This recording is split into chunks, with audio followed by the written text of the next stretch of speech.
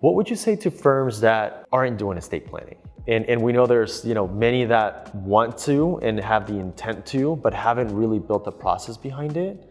In your experience in really building this into what you guys do, what would you say to a firm that's not prioritizing it today?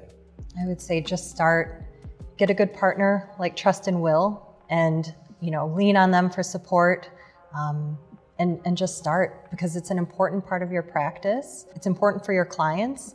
And if you're going to hold yourself out to be a comprehensive financial planner, this has to be part of your practice. Yeah.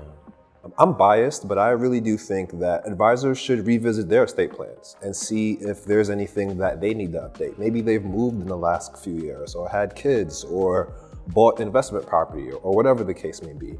And so I'd start there by really auditing your own financial plan and revisiting your estate plan to see if it needs any updates. And as Cindy mentioned, partnering with an awesome service provider like Trust and Will can really help them better understand what the client will experience so that they can begin to implement it into their own financial planning process.